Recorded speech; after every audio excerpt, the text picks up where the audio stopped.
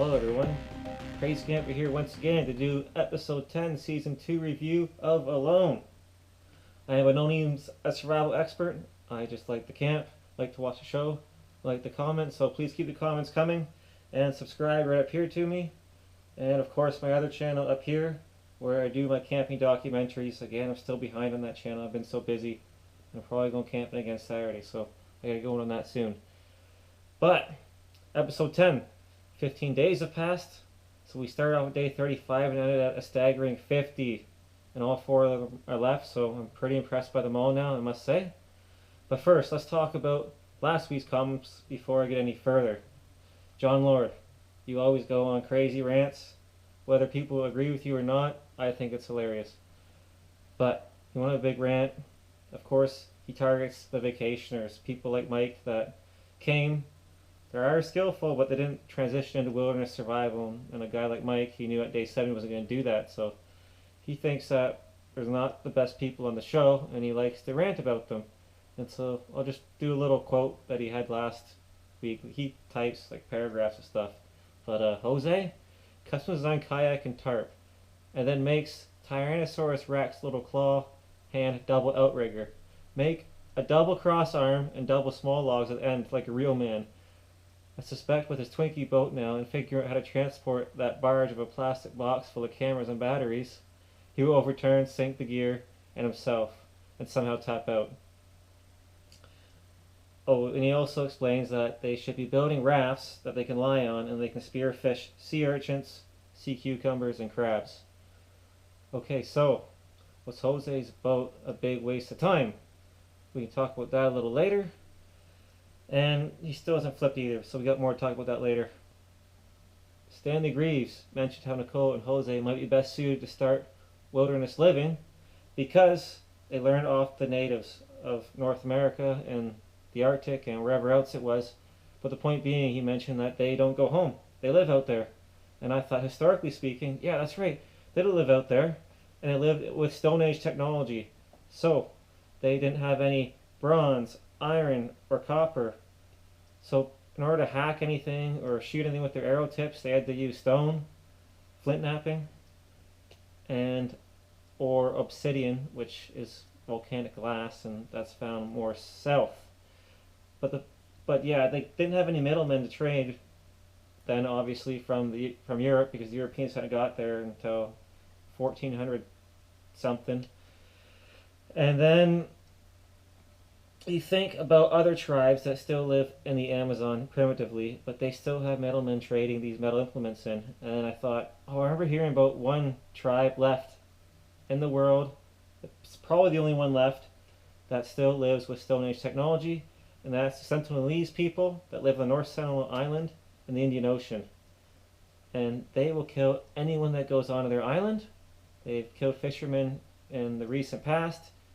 And the local government has outlawed anyone from fishing in that local area because they don't want to disturb the natural indigenous population there. But it's pretty interesting that they're still living that way. And there's no evidence that these people even use fire. So, Stone Age technology, and they're not using fire either. So they're eating everything raw. And that's just wild to think. And so if they can do it, the natives could do it back in Vancouver area, Victoria Island area.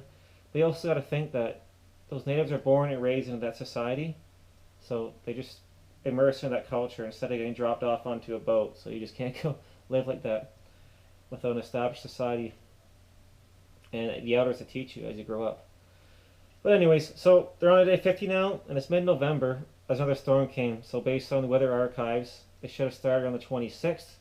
That storm came on day 48. It didn't really seem to bug them much, so they're about November. Yeah, they're mid-November right now. But on to the rankings. Now, always tough. This one was especially tough. I got to put Nicole number 4, Larry number 3, David number 2, and Jose is back to number 1, and I'll explain why. So, Jose's outrigger seemed like a pretty big success. I was looking for that capsize, but it didn't happen this episode. And he even said it's difficult to capsize even if you try. Well, don't eat your words, because eventually you're going to capsize. Either he's pulling out a fish or he's doing something. So we'll see what happens to him when that goes down. But his kayak seems to paddle good, and I'm pretty impressed by it. But he had that little hole in it, and he swore in frustration, and that's the first time we've seen him really frustrated. So that's interesting. But if you spend that long making something and that doesn't work, yeah, I'd be ticked off too, especially in that situation out there. But he heated up some plastic on it and it patched it. And then day 37, with his patch boat, he goes out to the local river to look for salmon running in. Nothing there. The birds are just scavenging the last remains. And Nicole said on day 36 the salmon were slowing down. So maybe he's a little too late to be getting them now. And the show said that he's in the last 5 days he's only consumed about 2,100 calories. So he really had to start catching fish. And on day 39, he made his jiggers and he went into the cove and he caught gabazizon fish. It looked pretty fat, kind of like a bottom water, but it looked like a lot of calories.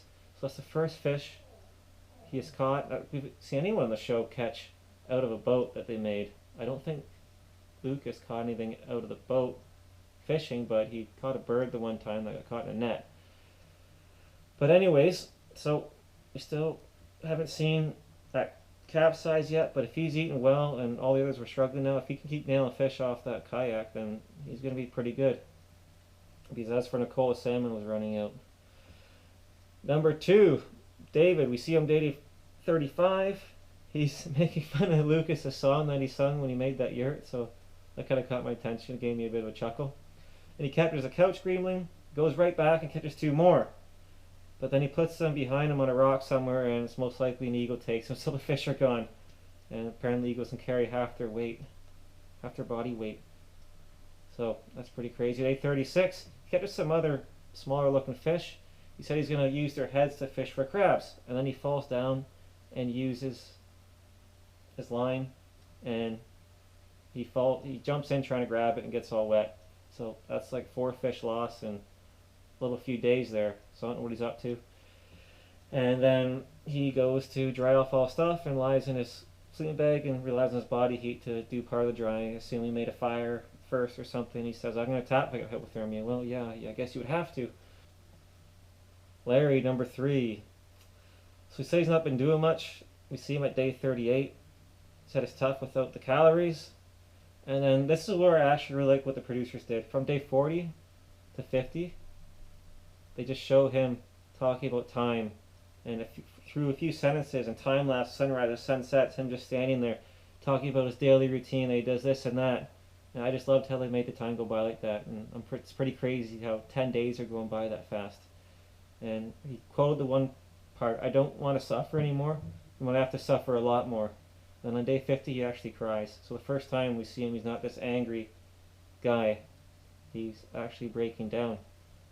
So that kind of actually got to me a little bit as watching all these characters. So I can kind of feel his emotion now. I kind of feel for him. But I noticed in his routine, he's like, yep, I'm going to sit there and wait hours for the sun to go down. Well, wouldn't you be wanting to go fish more during those hours? It doesn't seem like you're getting enough food. So again, sitting around when you could be doing things. I know you don't have the energy, but maybe you would if you went and caught something in those hours. And then so, moving on to number 4, Nicole. We see her on day 36. She mentions the salmon run is starting to slow down. And then the bears are on the one side, and then the seals come in, and the seals are constantly bugging her. They're after it, day 37, they got her the fish that swam into her net. And then day 38, she seems cold, it's raining, and the seals come and attack her net again. Then she decides she's just going to move it out into deeper water. Then we don't see her till day 50, and she says the seals are still bugging her. She's limiting her activity because she's feeling lightheaded and she wants to consume calories. And then she starts risking herself to go up the bear path, calling out to scare the bears and try to see if they left any bits of sand behind for her to grab, but those bears seem to just demolish everything. So she's starting to not eat like I thought she would for a while because those seals came. But I wonder if she took the net out for a few days and those seals came around, didn't see the net, would they come back again?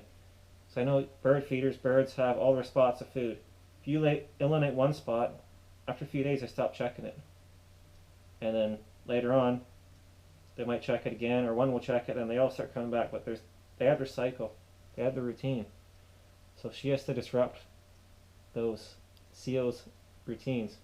But they're big animals, 300 pounds? Up to 300 pounds? Any way you could hook one maybe? I don't know. That could be dangerous. It might attack you. But we'll see how she fares on that. And next time on Alone, we see Jose is eating mussels and red tide. So he must be hungry then. But he's going after them and he's eating them. So what's going to happen there? And then Nicole seems like she's struggling still. Her wild edibles are starting to get damaged by the cold. And then let's talk about the weather.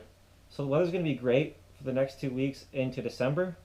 And the first 2 weeks of December are very, very stormy. So none of these contestants out there so far I've seen weather like this. They're getting like 3 storms back to back to back, and it's starting to get cold now. Overnight the low is down to 4 degrees. So, and we saw ice pellets coming down on the one scene there. So people are going to start being eliminated. There's only a few episodes left. I bet someone, 1 or 2, must go next episode.